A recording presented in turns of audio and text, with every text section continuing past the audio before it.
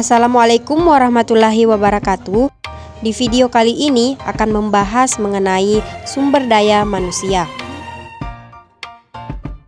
Sebelumnya, kita perlu mengetahui apa sih itu sumber daya manusia. Sumber daya manusia secara mikro merupakan individu yang bekerja serta menjadi anggota suatu perusahaan atau institusi, juga umum disebut dengan pegawai, buruh, karyawan, pekerja, tenaga kerja, dan sebagainya. Sedangkan sumber daya manusia secara makro merupakan suatu penduduk pada suatu negara yang telah memasuki usia angkatan kerja, baik itu yang belum bekerja atau juga yang sudah mendapatkan pekerjaan. Nah, itulah tadi pengertian sumber daya manusia secara mikro dan juga makro. Adapun fungsi dari sumber daya manusia, yaitu yang pertama fungsinya sebagai tenaga kerja.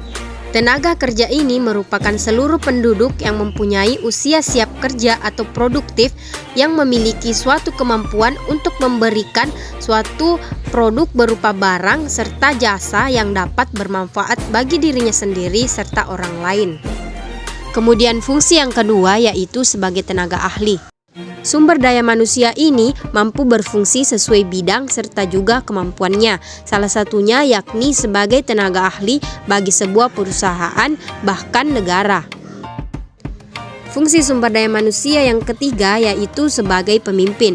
Sumber daya manusia yang mempunyai kapasitas lebih besar dengan skill dan juga pengalaman yang mampu atau dapat berfungsi yakni sebagai pemimpin bagi suatu golongan perusahaan serta organisasi.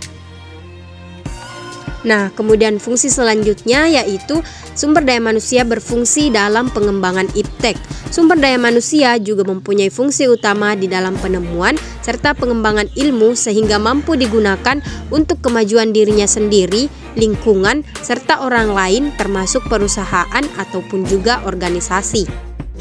Nah, itulah tadi beberapa fungsi dari sumber daya manusia. Adapun peran sumber daya manusia yaitu yang pertama, mengorganisasikan penggunaan berbagai faktor produksi. Berbagai faktor produksi perorganisasian merupakan cara manajemen merancang struktur formal untuk penggunaan yang paling efektif terhadap sumber daya keuangan, fisik, bahan baku, dan tenaga kerja organisasi. Kemudian peran sumber daya manusia yaitu sebagai produsen. Yang dimaksud dengan produsen yaitu pihak atau pelaku yang melakukan produksi dalam menambah nilai guna suatu barang atau menciptakan barang baru sehingga lebih bermanfaat dalam memenuhi kebutuhan masyarakat. Kemudian peran sumber daya manusia yang terakhir yaitu sebagai konsumen. Konsumen adalah setiap orang pemakai barang dan jasa yang tersedia dalam masyarakat, baik kepentingan diri sendiri, keluarga, orang lain maupun makhluk hidup lain, dan tidak untuk diperdagangkan. Selanjutnya, perencanaan sumber daya manusia. Perencanaan sumber daya manusia yaitu proses peramalan, pengembangan, pengimplementasian, dan pengontrolan yang menjamin perusahaan mempunyai kesesuaian jumlah pegawai, penempatan pegawai secara benar, dan waktu yang tepat yang sangat bermanfaat secara ekonomis. Nah, selain itu ada beberapa faktor yang perlu dipertimbangkan dalam perencanaan sumber daya manusia.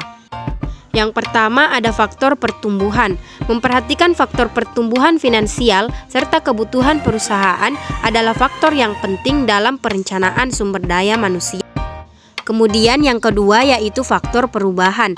Faktor yang selanjutnya yaitu perubahan, karena perubahan bisa saja terjadi kapanpun, sehingga harus bisa berpikir kreatif dan fleksibel agar kebutuhan perusahaan tetap terpenuhi dengan baik. Kemudian faktor selanjutnya yaitu teknologi. Seorang HR harus bisa memahami pentingnya teknologi untuk kelancaran operasional perusahaan. Adapun manfaat dari perencanaan sumber daya manusia yaitu membantu sumber daya manusia mengantisipasi kebutuhan tenaga kerja dengan berbagai kualifikasi di kemudian hari. Yang kedua, HR bisa bekerja secara proaktif dalam menemukan calon yang sesuai.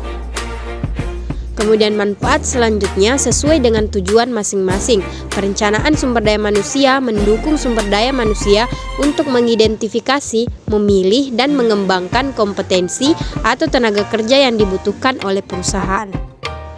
Nah, itulah tadi pembahasan mengenai sumber daya manusia. Semoga video ini dapat bermanfaat bagi teman-teman sekalian. Terima kasih. Wassalamualaikum warahmatullahi wabarakatuh.